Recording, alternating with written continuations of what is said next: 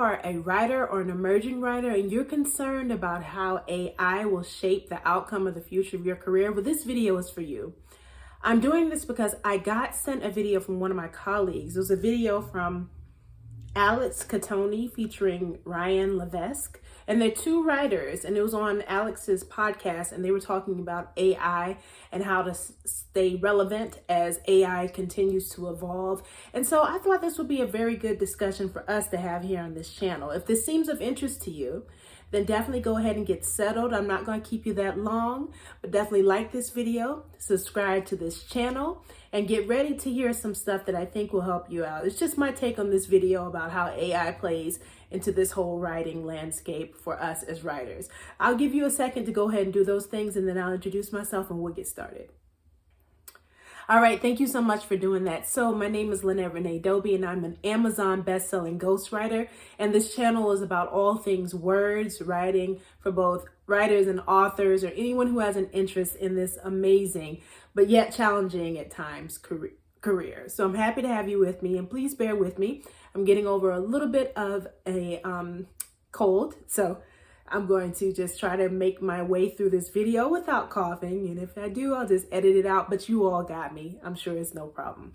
So let's go ahead and get into the essence of the video, which I'm going to go ahead and link in the description underneath this video. But essentially, it was talking about how we can stay relevant and paid, because that's why we're doing this, let's be clear, as writers, as AI continues to evolve. So there are 3 points that they discussed in the video that I definitely want to touch base on. So the guest, Ryan Levesque, he said, we have a very unique opportunity as writers to stand out from the noise. And I like the notion of what he was saying, because I don't know if you have membership on a lot of email lists or newsletters, but sometimes when they hit your inbox, you can tell that they've used AI to create them. And AI, even though it has so many advancements in other areas of technology, like on 60 Minutes, I saw a segment in which there's an AI that can synthesize and break down protein strains, which is apparently something very difficult to do, but it did it in a very limited amount of time, whereas it would have taken a human hundreds of years or whatever time to do it. And I'll link that video below as well if you're interested in it like I was. But it can do all those sophisticated things. But when it comes to that copy, honey, it's just churning out regular information. Its content is so recognizably AI and artificial that a lot of people think they're passing it off as human written copy, but they're not.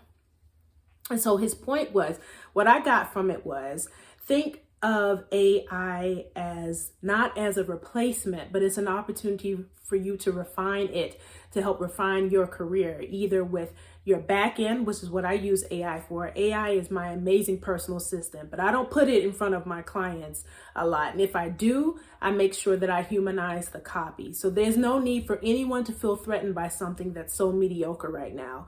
If you see an email that starts off the same sort of blanketed way, people will automatically know that it's AI.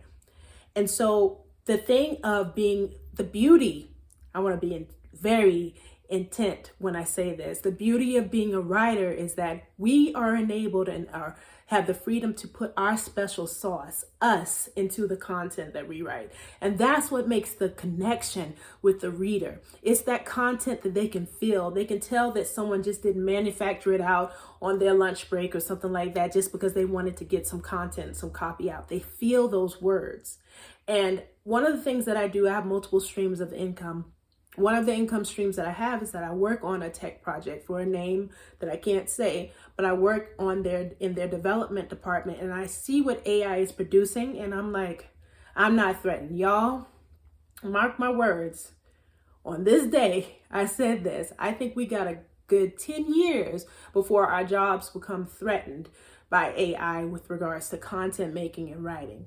For sure, AI can give you a whole content schedule, which is amazing, with different titles of things that you can post and you can make. The content itself is still missing something, it's still lacking. So definitely feel comforted by that and realize that you are the secret sauce, you being you.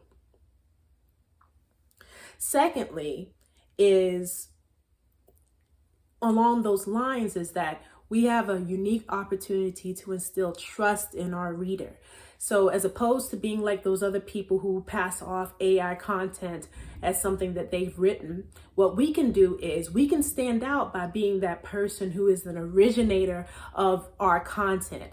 And the way that we do that is that our content will have a certain cadence, a certain feel to it. It'll use different words that we use on a daily basis. Like Alex, the host of the podcast, was saying she curses a lot. And so she says sometimes her copy has that.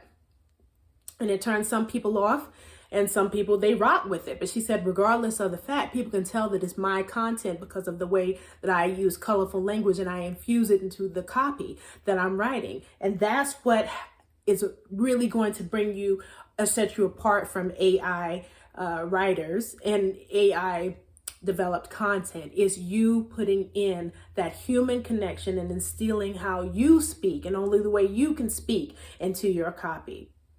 People are craving the realness. People want the human-centric copy that makes them feel something. And so you create good copy by being vulnerable. I know that's a buzzword that a lot of times people don't really like to hear, but vulnerability hits. Like, for instance, if I were to tell you about my day. Today, a payment was supposed to come through from somebody. They made a mistake on their end with the processing, so the payment is going to come a little bit later.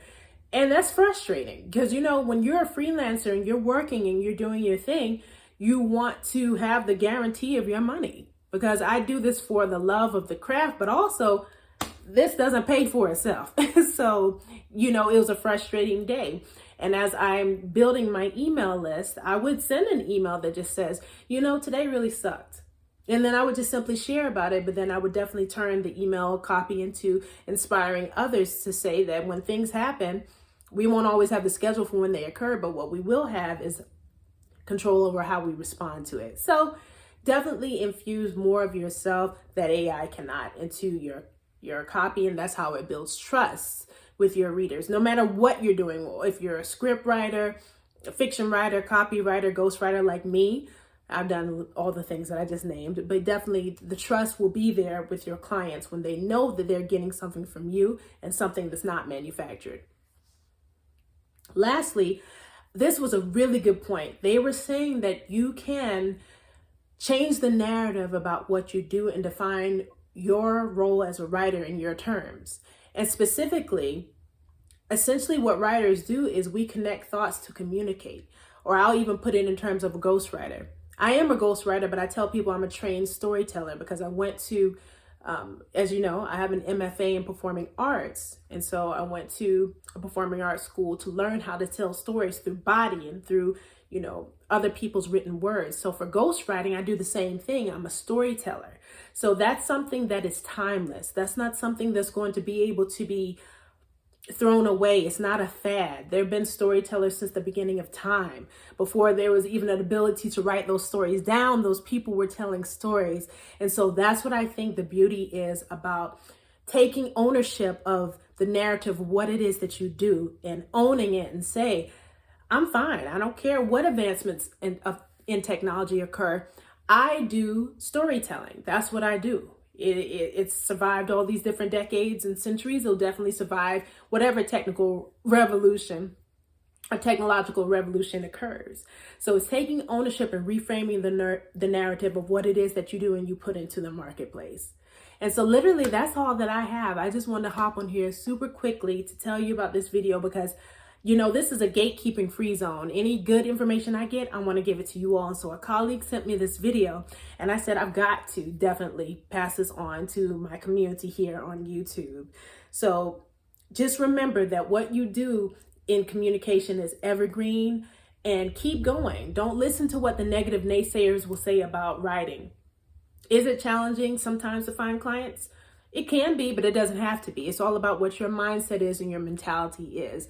So until the next time we meet, keep that positivity going and don't be stressing over any sort of AI or any technological advancements. You got this. You are classic, you are timeless, and you're doing what you need to do for the people who need you to do it for them. So I will definitely see you in the next upload and hopefully I'll be feeling a lot better. It won't be as raspy, but thank you so much for viewing. See ya.